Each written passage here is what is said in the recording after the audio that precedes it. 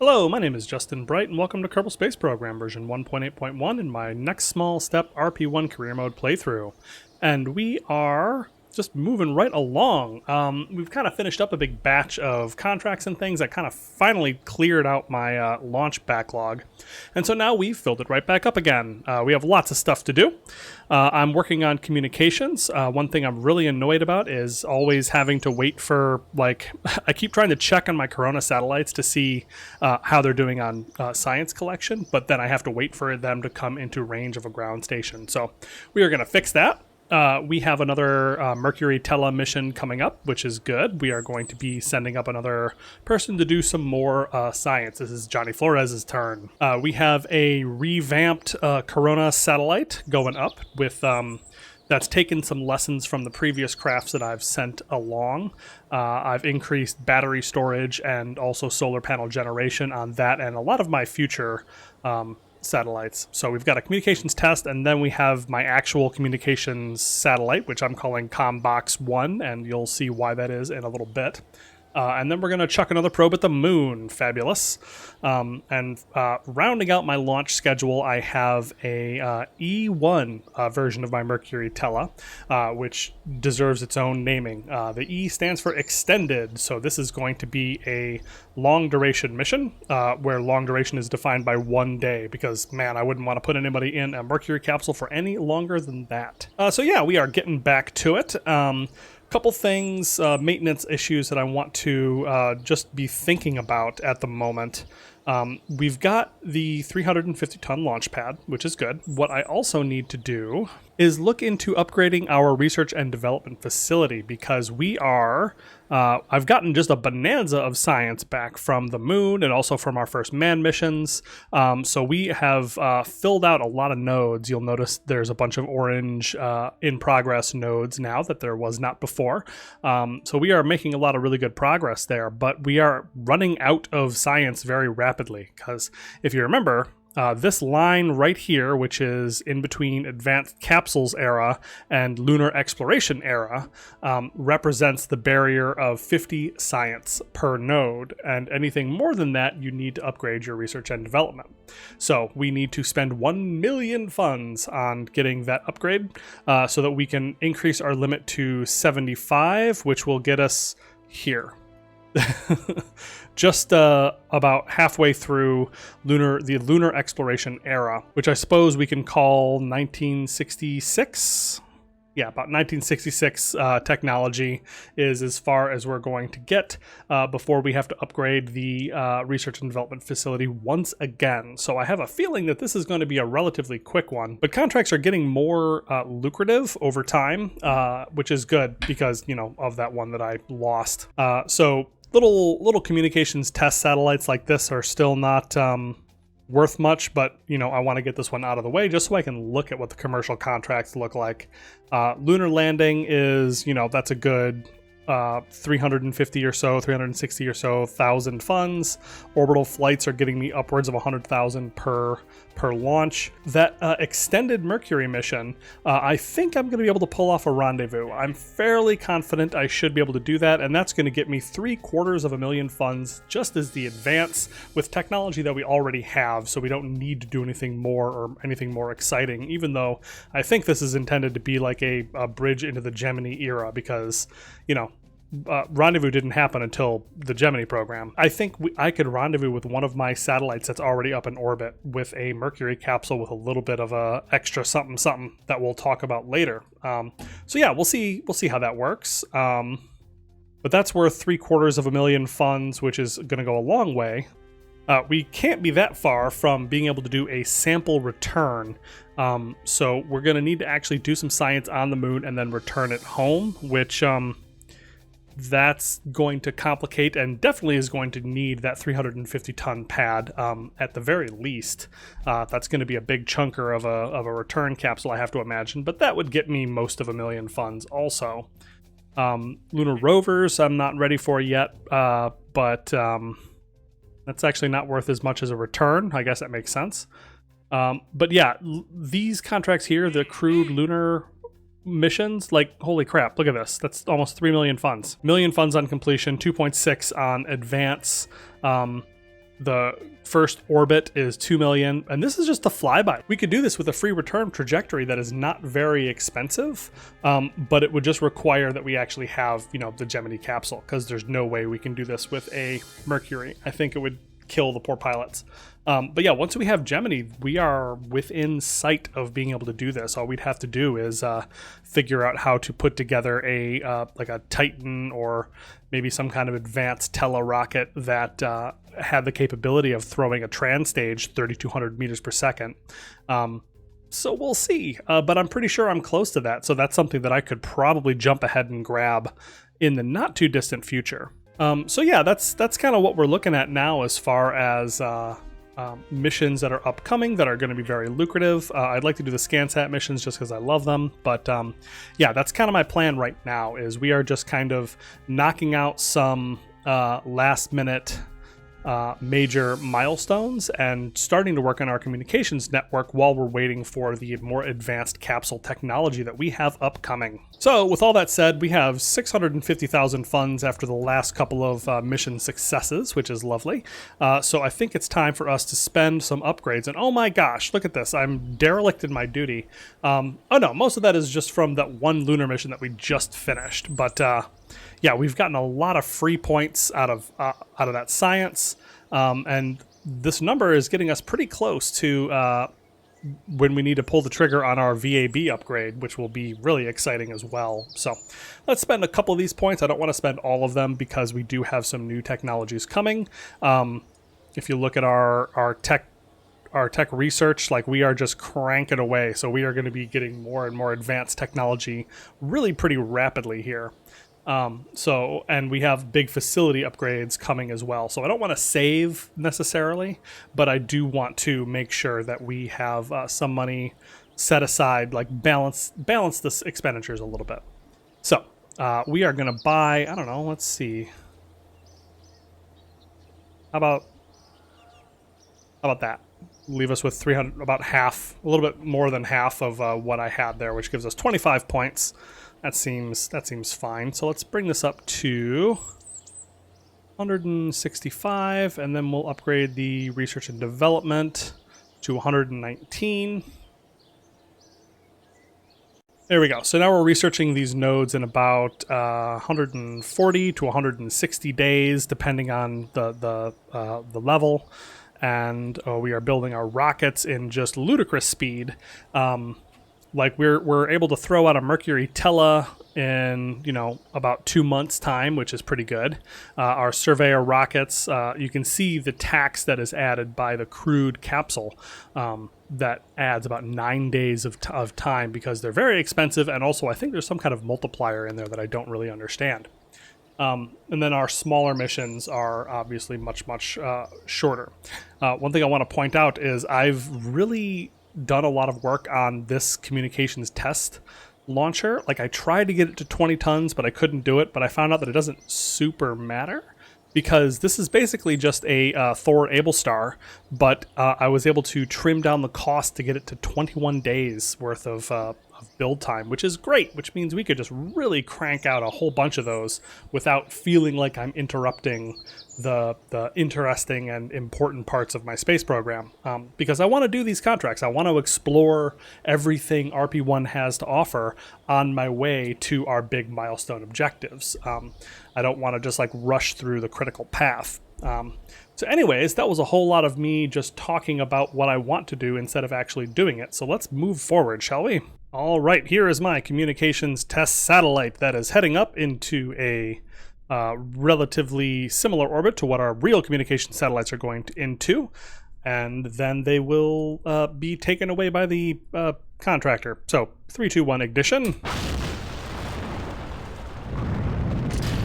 And liftoff. We have cleared the tower and we are away. So yeah, this is a fairly standard Thor Able star design, where we're using the H1 engine because it is wonderful. can see that it's getting, well, it's still pretty high. I'm waiting for the next version to be really good, but we are at 3.25% ignition failure rate, but it's been working fairly well for me so far. And then up on top we have the AJ10 mid, which is lovely because of all the restarts, but mostly someone actually suggested that I use this over a AJ10 early, because if it has an ignition failure, you can just try again. Which is a really interesting point. Like, you could just try again, I guess. Like, if it's a transient failure, that is. Like, not all failures are the kind that you could, in fact, redo. Like, some of them like are permanent shutdowns, or the engine explodes, or the whole thing. But sometimes they fail in such a way that you could just try again, and it's just totally fine. So that's an interesting thing. Just the idea of having those redundant failures on there. So just want to point out a couple updates. You'll notice that the sound is once again getting low, and we are cutting down to a point where it is a deep rumble instead of the loud roar of the engine as we were hearing it before.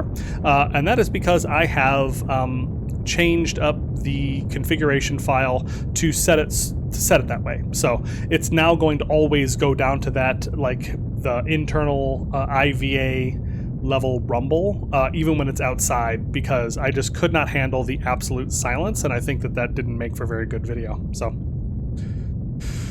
all right, so we are on our way up, and this is basically just a trimmed down version of the old favorite. There's not a whole lot different here, but I just tweaked up the avionics to be the newest, latest version with the Haxor Tech Level 1 antenna built in, adjusted the battery, and removed a whole bunch of superfluous stuff up on top here because it didn't actually need a what do you call it? It doesn't actually need fairing or anything like that.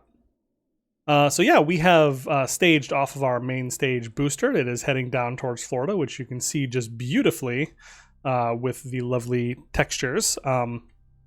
This is, somebody asked, this is the Vanadin's 16K texture version of RSS and RSS VE, the visual improvement mod. So yeah, anyways, I've just trimmed off basically every little bit of fat that I possibly could, and I have stuck on the end here, instead of all the payload fairing adapter and all that, this is just a modular service module that I have stuck on the end in the shape of a fairing, or in the shape of a cone, which I will just put stuff in. And like, it's actually got a ton of room because it's like a 1 meter diameter, pretty long, pretty large cone. So it's got, I couldn't tell you how many liters of empty space inside, but it's got plenty. It's got enough to pack full for any one of these missions that I have coming up. And I can basically use this, and it's dirt cheap. Like, it was like 2,000 funds almost. So yeah, that's a great way to knock out a whole bunch of these little communications test satellite missions, navigation, weather, etc. All the ones that want me to get into an orbit that's a little bit funky but low generally, and just require me to put some payload into orbit. I can do it with this, and it's going to cost me practically nothing in terms of time. So very, very good stuff. All right, we are ullaging up, and there we go. We have a good ignition on our AJ10 mid. So yeah, this I think is the engine that was used on the Thor Delta, like the one that was still the Thor part of the Thor. No, not the Thor Delta, the Thor Able Star. So this was the first one of those that was out there, one of the early-ish models. We haven't had an upgrade for this one in a while. Like, we unlocked this engine model a while back, but then it's just had the base configuration for that entire time, which is a shame because I actually really like it. It's a pretty good engine because it's very low thrust. Like, it's putting out just 35 kilonewtons, and that's all you need. Like, you don't need a ton for a lot of these small payloads that I'm putting up into orbit. I just haven't found a need to have really big, heavy payload lifters so far. Like, I'm trying to take to heart the idea of dramatically reducing your payloads to only exactly what you need, and just trimming all the fat and making things small as possible instead of going the more boosters route. And that's worked for me really well so far, but it's meant that I've basically, I made my 150-ton Tella launcher and this Thor Able on a 60-ton pad, and that's basically all I've needed. Like, I haven't needed to launch anything bigger than those yet. So I'm looking forward to needing to do that. I very much anticipate that bigger lunar contracts are going to be the ones that push me in that direction. So once I need to actually like throw several tons into lunar orbit to like land and then return, that's going to require a bigger lifter. All right, well, that's enough yammering over the beautiful views of Earth. You'll notice that I have trajectories installed once again, but I've turned it off, which you can just, you click and then that it turns off. For whatever reason, I couldn't find the button. Like, I couldn't figure out where the button was. I couldn't get it to show up in Blizzy's toolbar or in this toolbar or whatever, and so I just assumed there was no configuration that you could do, and then I just uninstalled it because I couldn't get it to work with my frame rate. But yeah, the general expected behavior is to just leave it off unless you're actively using it, and that it sounds so obvious when you say it like that. But yeah, so I have that, and I can now turn that on when I need it, and I can leave it off when it's not, and it will not impact my performance one bit. So anyways, I think I've yammered my way through most of this launch, but we still have another 2 minutes of burn, so I will see you when that is complete. All right, just a couple more seconds of burn, and we're going to see what the heck this has done with our orbit. It looks like we are looking pretty good so far. Yeah, perfect. Sometimes when you get yourself into a really high orbit, MechJeb's PVG doesn't really want to deal with it. Like, in general, it's a better idea to launch into a low parking orbit and then raise your orbit from there instead of trying to do everything in one big go like I just did. But I've been fairly confident that this particular rocket can handle it, and it could. And we have a little bit of extra Delta V and everything, so that's very, very nice. So, yeah, looks like we are completing this contract. Just a minute and a half to go. Just a few more seconds. And there we go. The contract has been completed, and the satellite has been transferred back to the customer. We are learning more about space communications with every launch to the tune of very little money. But given that this cost me about 2,000, probably closer to 3 or 4 if you count all the extra costs. But yeah, given how much I paid to make this launch happen, that is not a bad price indeed. All right, so let's take a look at what we finally unlocked, because this communications test satellite has always been a stepping stone to the commercial communication satellite early. Oh, well, that's underwhelming. Let's see. Okay. I'm not sure I'm going to be able to do it with the same craft. I think this is going to require, because this is a fairly significantly higher orbit, but more importantly, it's a very significantly higher payload. So that's probably something I'm going to need to throw on a Tella. Oh, what a pain. Okay, that's fine. So it looks like we need to do 3 of these to actually unlock commercial communications satellite, because I thought that this referred to the early communications satellite. Or no, I thought it referred to communications test, but it makes more sense that it's early commercial communications. Yeah, that makes a lot more sense. So that's probably what that's referring to. So I will need to complete this 3 times to unlock the real commercial communication satellite, which maybe will be worth money. Hard to say. Probably not super important, and I might end up just kind of pushing this one off a little bit because, I mean, maybe once I have the second VAB line, I can start putting like things like this on the second line rather than taking up my main production line with contracts that don't actually pay that much and are not really worth everybody's time. So yeah, we'll see. Like I just got done saying, I kind of want to experience everything, so I want to see and unlock everything, although that may just be my compulsion talking. So anyways, that is that for that one. So we are going to move on, but one thing we're definitely going to do is I'm going to pick up, I think, this version here, the 3 the 3 satellite communications network contract, which is going to get us some money for doing something I was going to be doing anyways, which is put up a set of satellites that will give us communications in low Earth orbit that I won't have to worry about anymore. I'm very excited about getting that up and running finally. So I think I can actually accept this contract because it's 1,095 days. So I have a couple years to get this one done. So let's just go ahead and accept that.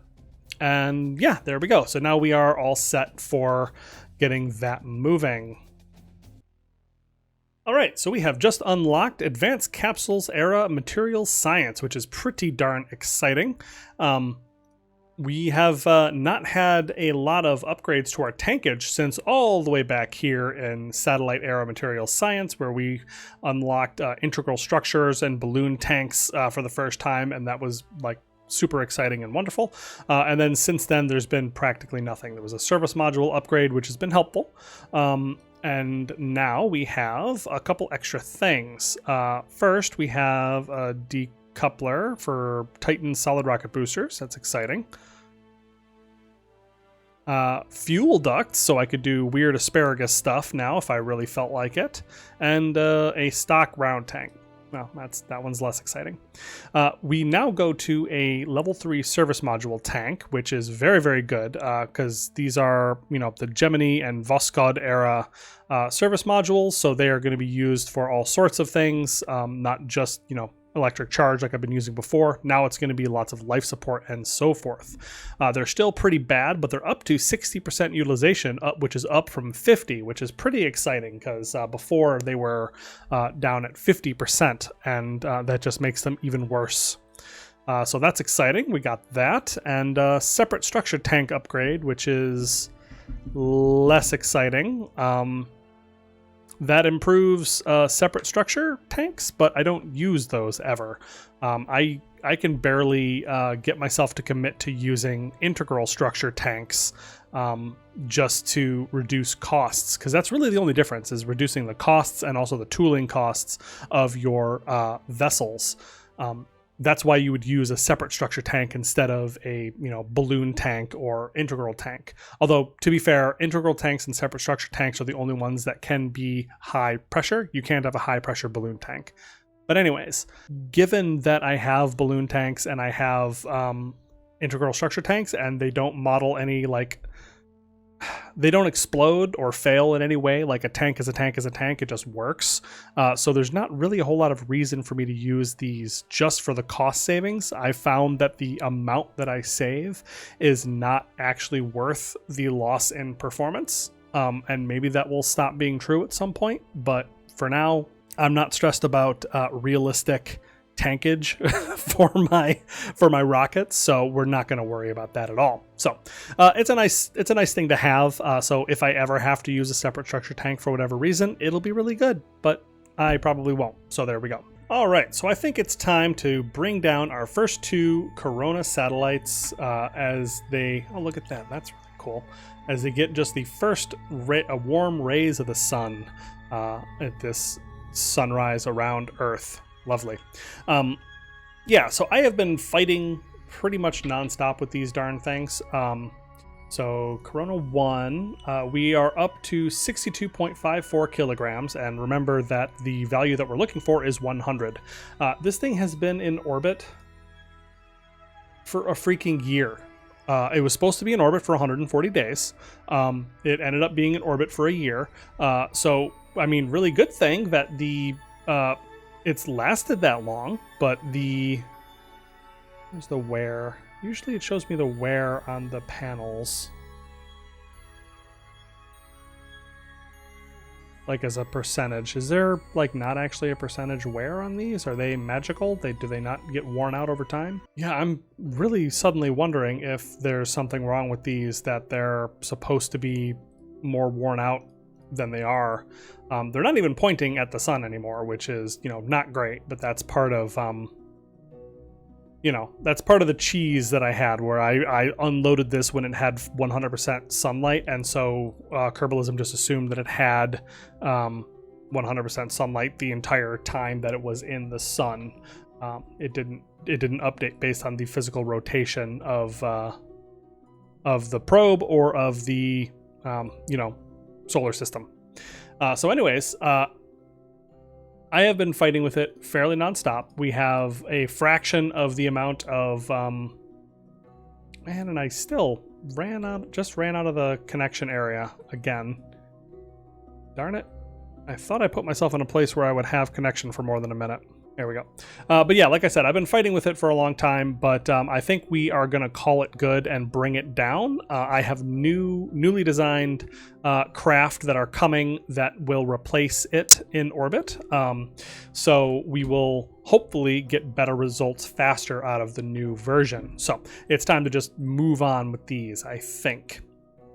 So what I'm going to do is we want to definitely move this electric charge into the avionics itself so that I will be able to bring this down safely. All right, fabulous. And so now there's nothing else to do, I think. Oh, no, hold on. One thing I need to manage before I pop this off is I need to make sure, yeah, see the darn thing? The experiments just keep turning off, and I think that that's the automation. Fairly certain that's the automation doing that, but it doesn't seem to account for 100% of what I've been seeing as far as this not getting done in any reasonable amount of time. So I don't know. It feels like there's more to it, but I can't say for sure, and I can't really debug it. So I'm just going to see what the new one does.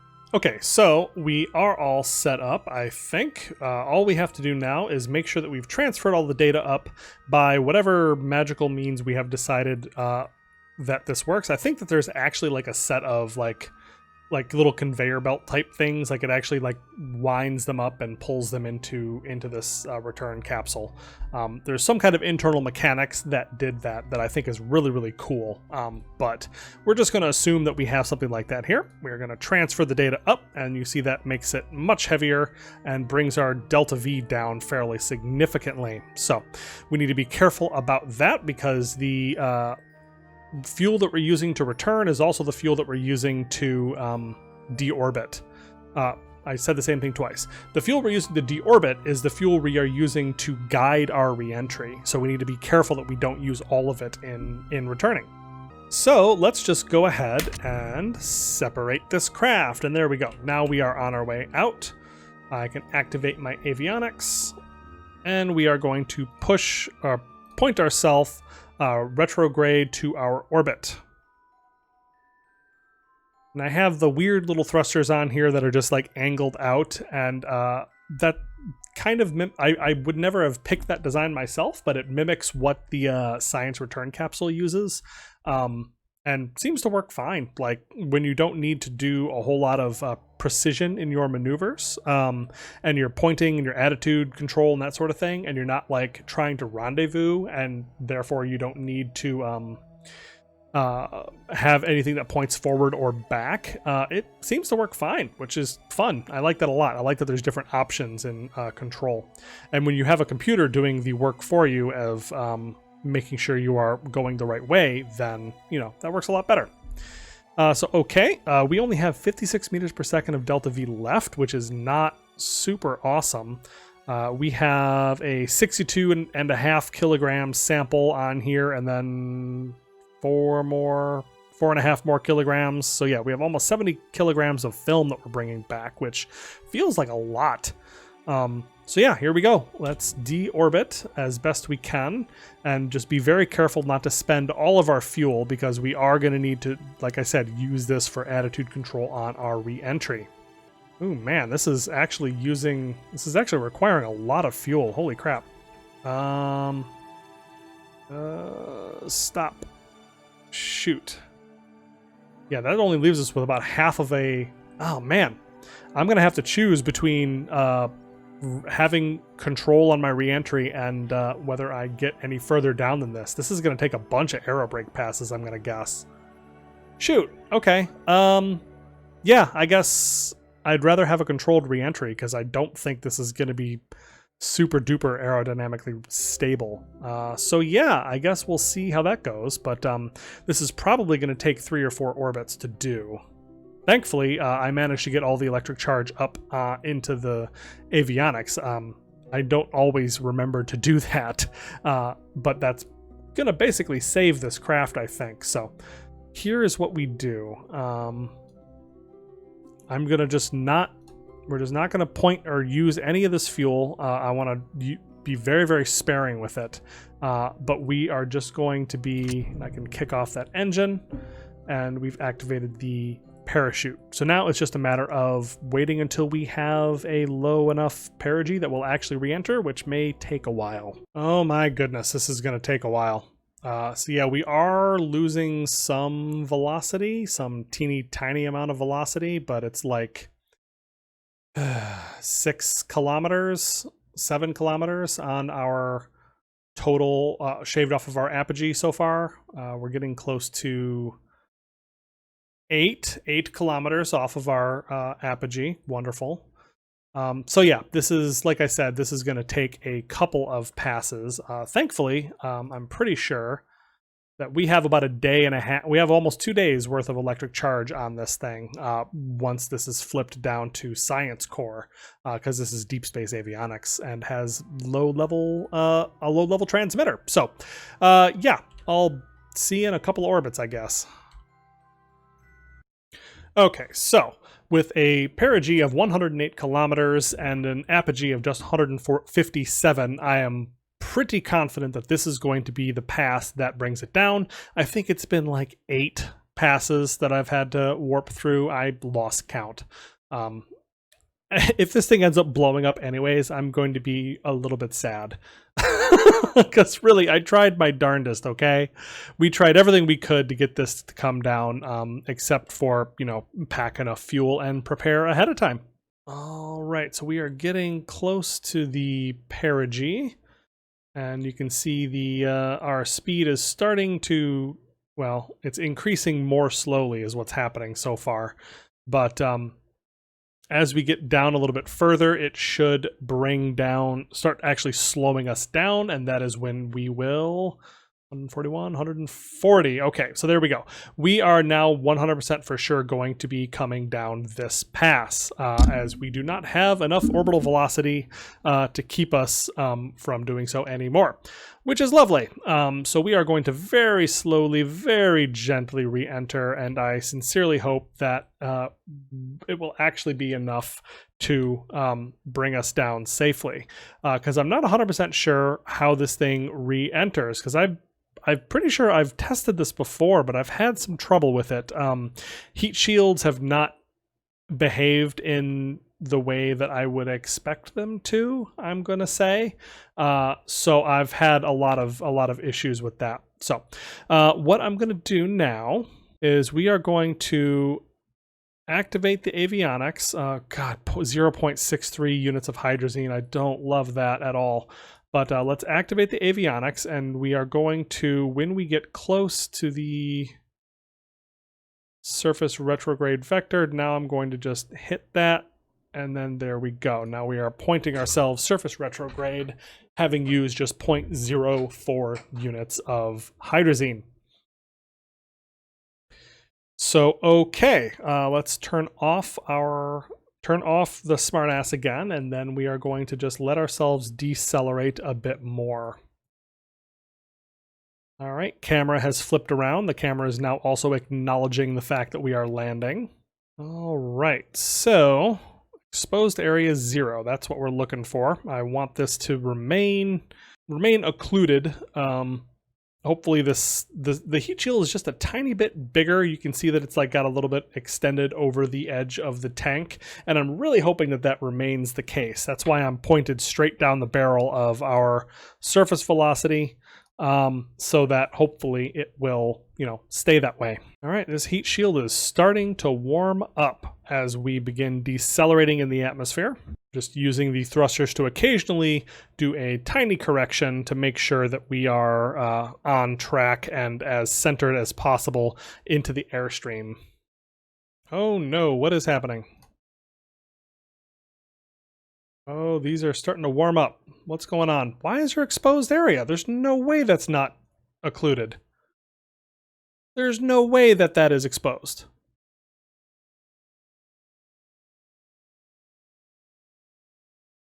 Oh, man. Okay. Uh...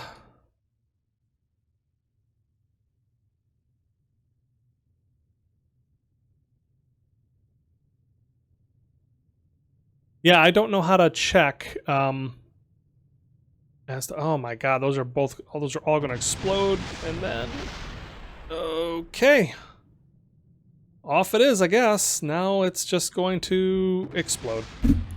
Man, what the heck was that? That was not my fault. I don't know why those were. How the heck did those things up front get into the airstream? Oh, that's obnoxious. Well. Okay, so I think that means that this whole thing is a failed design with the new heating. Shoot, that's pretty frustrating. I'm pretty sure that's my fault for the way that that's designed. I'm not sure if I designed this back before the new heating changes or what it is, but one way or the other, this just doesn't work. Even with the gentlest possible reentry, it did not occlude things that were clearly occluded, and then it burned off and exploded, and there we go. So maybe it was because those were sticking up a little bit, like it didn't count the occlusion point as the point at which it was attached, but instead at the end of the nozzle was catching a tiny bit of airflow or something. But anyways, so that's a year wasted of time on this contract, which is just fabulous. So we are going to have to figure out what we're going to do about the second Corona satellite that we have in orbit. I have to assume that that's going to melt in the exact same way that this one is. There's no reason to believe that that is going to fare any better. All right, so Corona Satellite 2, let's see if this ends up in the same unfortunate way that the first one did. So we are going to do all the same steps. We're going to transfer out the electric charge and transfer the data up to the film return bucket. Man, I have had no end of trouble with the re-entry heating. I'm not sure if it's like entirely just me not being good at heating or what it is, but I have not had very many successful successful returns. I don't know what it is, but it just feels incredibly dangerous. Like every little bit of it seems dangerous, and not always for the obvious reasons. Anyways, let's go ahead and cast off from our from the Corona satellite and have the return bucket point us retrograde. Have this just about the same amount of delta V. The payload that we have on here is pretty similar in weight, just a little bit less, by about 5 kilograms or so. And let's fire our thruster to return. Oh, this is actually a little bit lower. That's a pretty good difference. So that's going to make it a little bit easier to get back, because I think I put the other one up at about 300 kilometers. So I can actually get down to a better perigee with the without having to spend quite as much fuel, which is nice. So maybe, I don't know, I've had good luck kind of dipping into the atmosphere a little bit deeper than normal. So let's do that. Let's just go down to 40. It leaves us 1.25 units of hydrazine. And let's just see, am I just completely crazy that,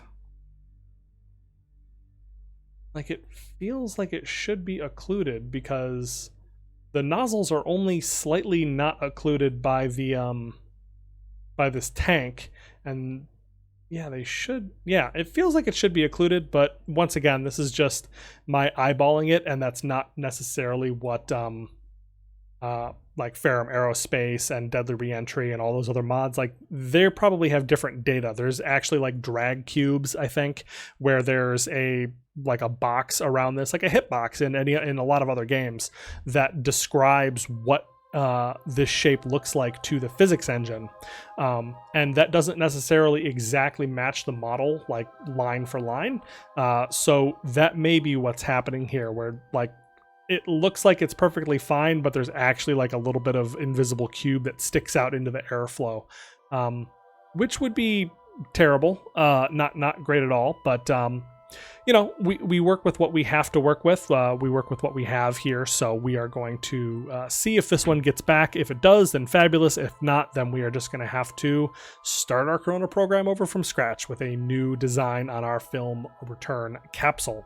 All right, so our engine is free and we are heading down to re-enter. So I'm going to point us at our surface velocity retrograde vector, and we are going to just once again leave that and warp down to the point where we actually start getting aerodynamic effects. So we can go ahead and close that, and then down we go. Yep, we are drifting a little bit off, but that's fine. I'm just going to wait until we get down a little bit closer before I start stressing about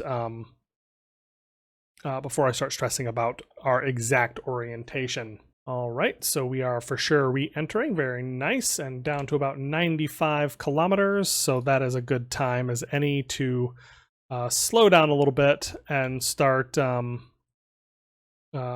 guided re-entry program. Yeah, if you time warp a little too fast, then it precesses a bit, which is not great. That's KSP just doing the that thing where it overcorrects itself and then it overcorrects on the overcorrection forever and ever until it wobbles like crazy. So that's a known thing. It's an old issue. But all right, so let's see. Starting to warm up. Yeah, there's exposed area on this. So yeah, I guess this is just there's just nothing I can do about that. Because this says exposed area, this is going to cook and explode long before we re-enter, even with the lower re-entry profile that we have here. So yeah, this is just a bad design, I guess, from the very beginning. I wish that would have shown up in my testing before, because I have tested this. Like, this is not like I'm just throwing things out there without ever having flown them before. Like, oh, this should probably work. I'll just test this live on front of the video in the video for everybody. But like I said, I don't know. Maybe it's just something I designed a long time ago, and it worked in a previous update of the heating model. But this new, wildly more dangerous heating model just does not work with this at all. So, yep, we are going to just go down a little bit and see when this explodes. All right, so it is receiving a dramatic amount of heat. We are dipping down in the atmosphere pretty dramatically. We have a vertical speed of just 150 meters per second. I wish that was actually even faster now that I know what the actual issue is. But yeah, I wonder, no, I do have some control, but not enough to actually roll. Can I?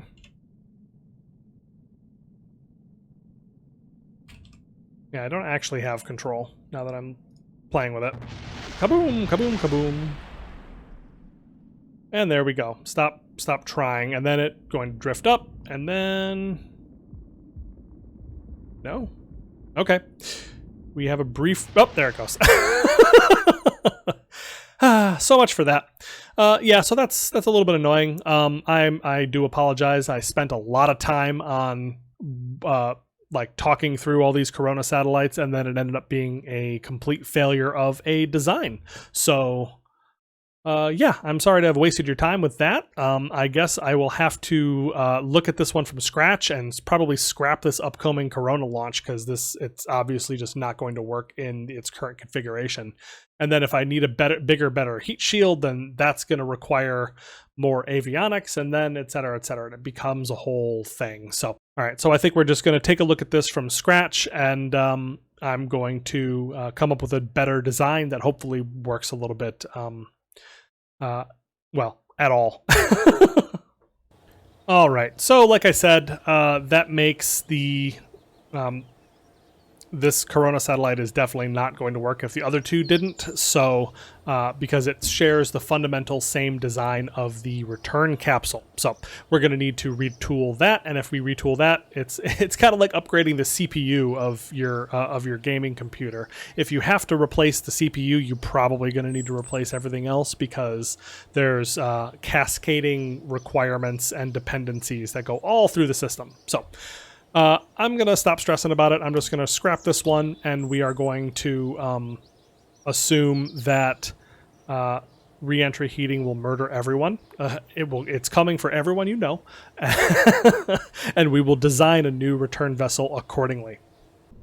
All right, so I have a Mercury-Tella on the pad ready to go with Johnny Flores ready to launch, but I just realized that I am getting really bad at reading my contracts.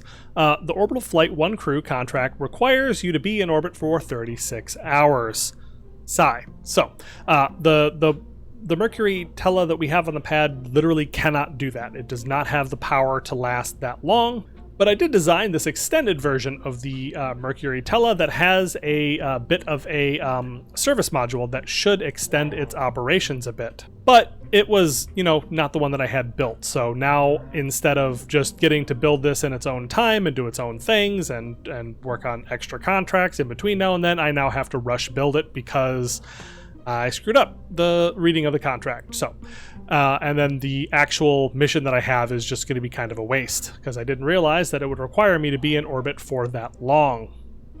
So, all that said, let's go ahead and pop this off and we can kind of take a look while we're at it at the surface module that I've built. So I have just 4 of these little 1 kilonewton thrusters and a big chunky modular integral modular tank full of hydrazine. So that was going to be plenty for what we're doing here, but we need to make sure now that we have everything that we need for 1 day and 12 hours on orbit, which we don't. We have 1 day and 10 hours worth of orbital stuff.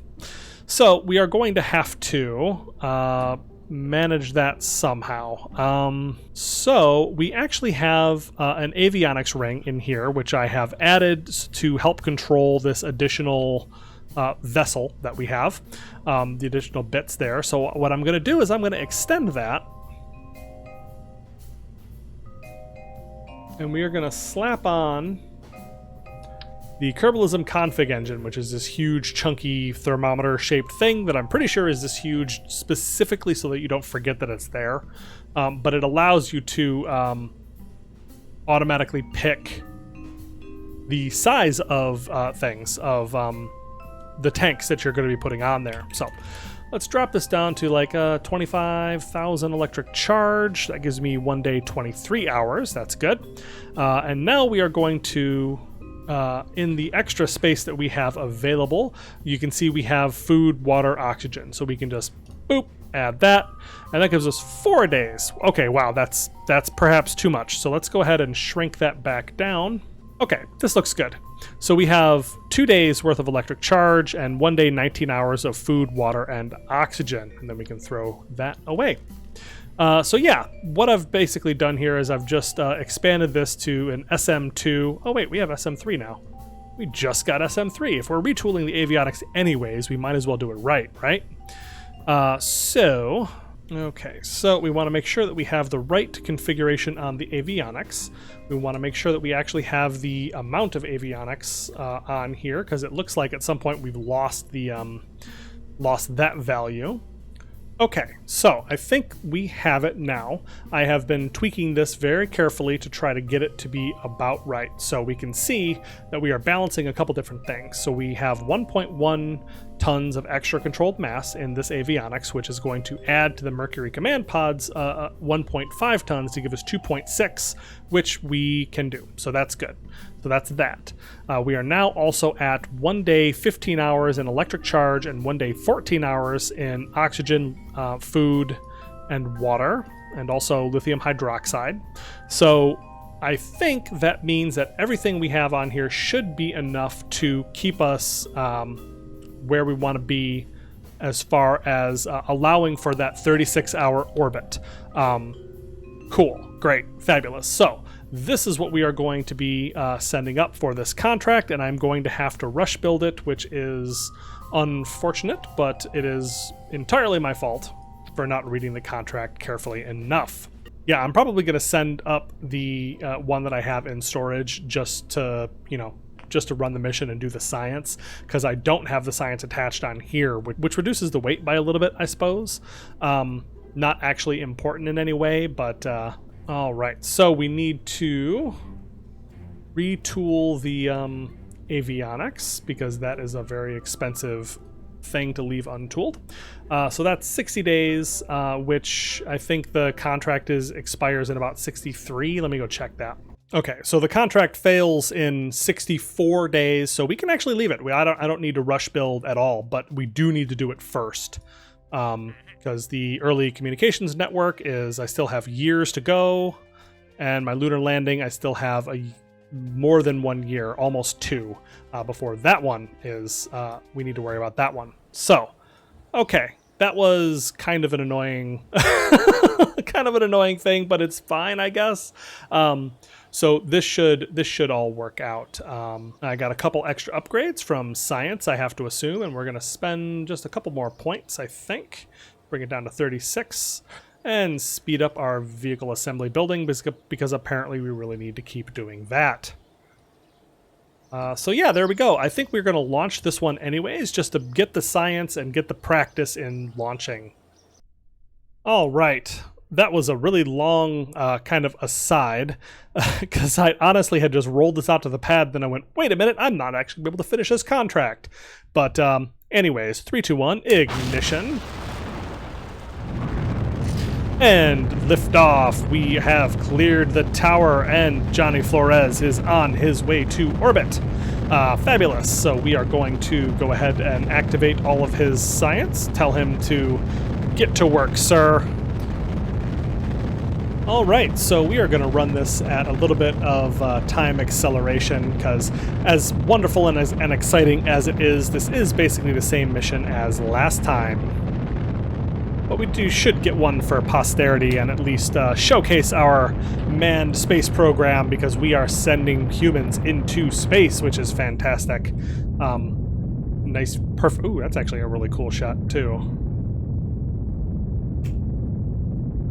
Yeah, so it's cool. It's very cool that we are beginning to really ramp up our manned space program. So this is kind of analogous to one of the other Mercury Atlas flights, because there was 3 of them, I think, that were launched after Friendship 7, so after John Glenn's first orbit. So there actually was not that many flights, but there were a few that was basically just racking up the numbers on the number of people in space and the number of people that the US had been sending up, and they were testing various scientific experiments while they were up there.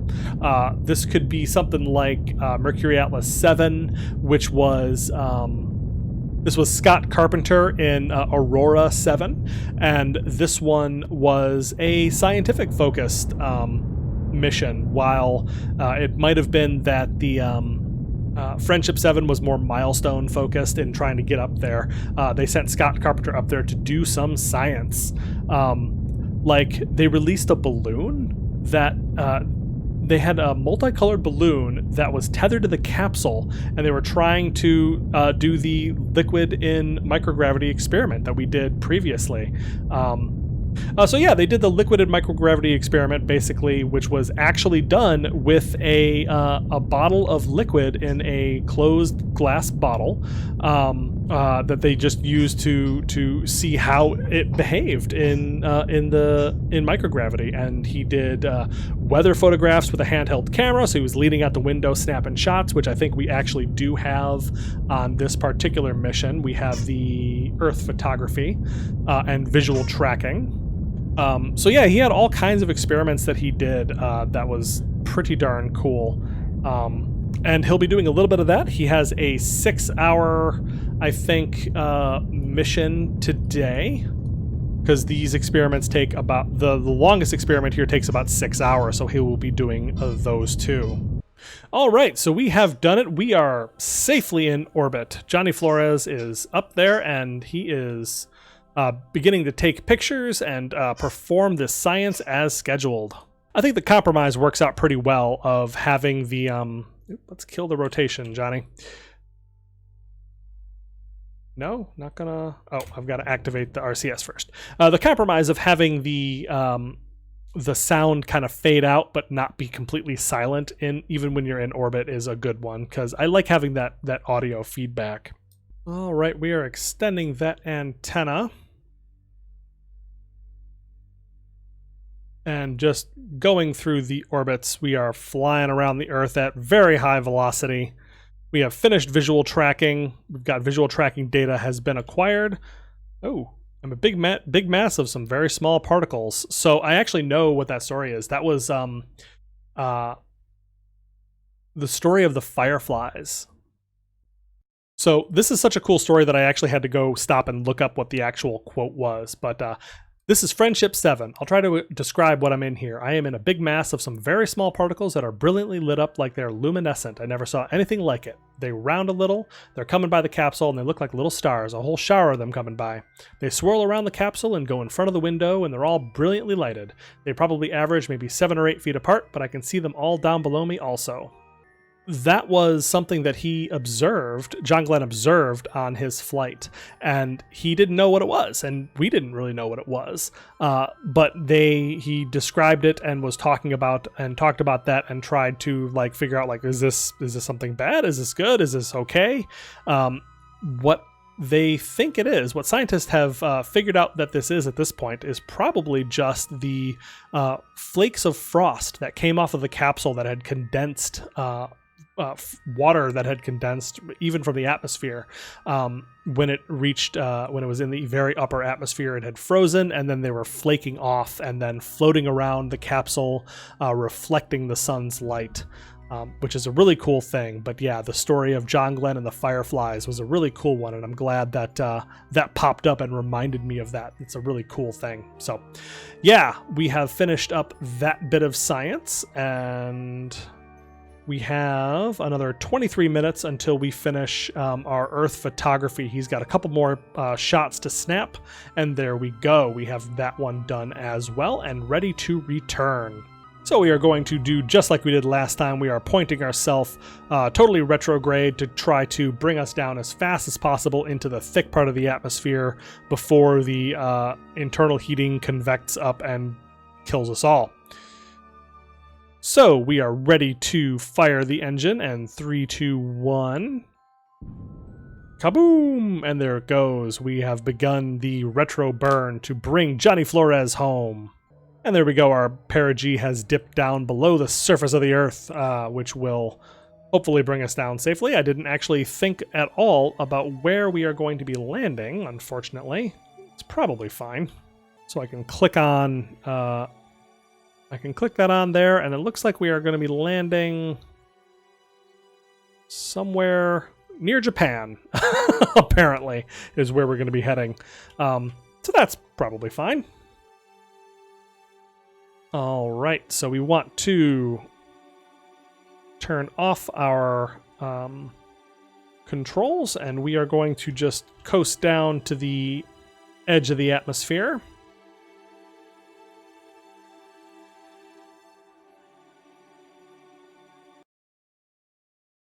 All right, use our rotation control, and this is a very nice thing, knowing that we have, specific tanks just for our re-entry. That's an important thing that they did. I've mentioned in the previous episode. Let's go ahead and kick those off now that we are getting into the atmosphere. But in the previous episode, I mentioned that there are separate automatic and manual tanks, but we could also take that as there are very specific tanks specifically just for re-entry, and having that separate and away from everything else so that there's no way to, use that up accidentally like I did with my Corona satellite is a really interesting thing. Like, that's probably a fail-safe that would be very helpful to make sure that in case everything else failed, that we still had the re-entry fuel to properly orient ourselves on the way down. So I'm just time warping us down a little bit, and now it's time to orient ourselves properly. Let's go ahead and see if I can't pitch around, maybe 180 degrees.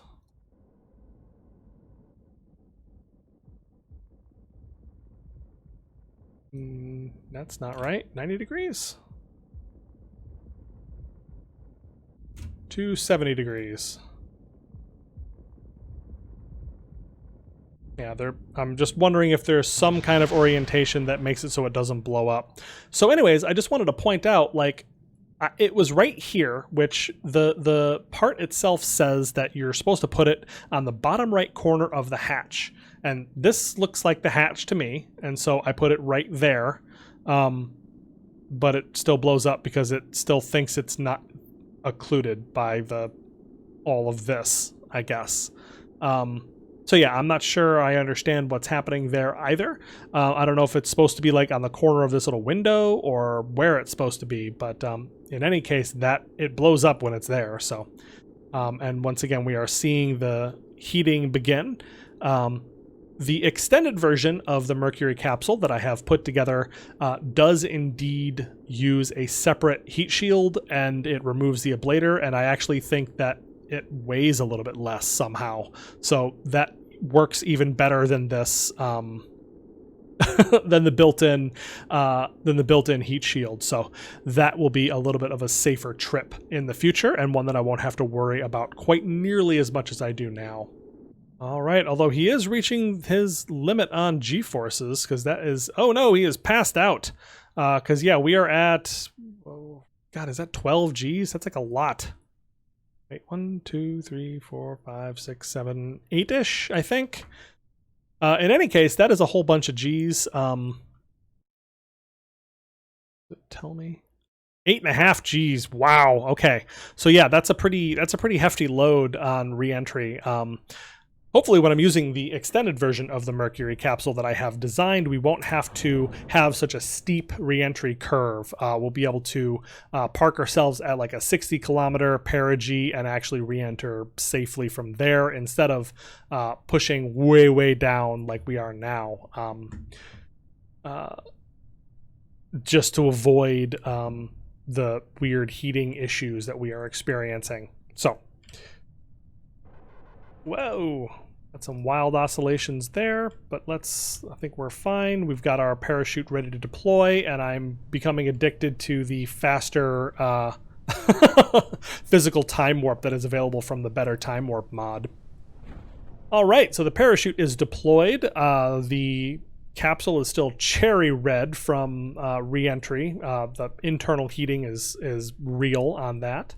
And we are just about to touch down, Johnny Flores having made a good first orbit around the Earth. He did plenty of orbits. He was up there for a little bit more than 6 hours before coming down and executing all sorts of science experiments. So now I have 2 experienced orbital flight pilots that will be able to go forward and carry forward to the end of our Mercury program. That's very exciting. All right, so as you can see that I am in a very different location and orientation than I was a moment ago, it's because even as I was just saying that I love Better Time Warp, I was using it on my descent, and I went a little too fast, and this thing wobbled, the Mercury capsule wobbled so hard that it exploded. Which is 100% a user error thing that I don't think we have to abide by, so I have just reran that entire mission really quick and brought us right back here. I just wanted to explain why it's suddenly dark and we're landing in a completely different location. But in any case, I think that is going to do it for us today. This mission is not going to complete any contracts for us because, as I mentioned before, this orbital flight mission requires 1 day, 12 hours of flight time, so that is going to be another mission. So this was just a science return and also good practice for Johnny Flores, and I feel like before I start sending up long duration missions, it's important to get both of my pilots experienced at the operations of their spacecraft. So that is going to do it for me today. I hope you enjoyed this episode. If you did, go ahead, give me a like and a subscribe, and leave me a comment. I do love hearing from you all, and I will see you next time.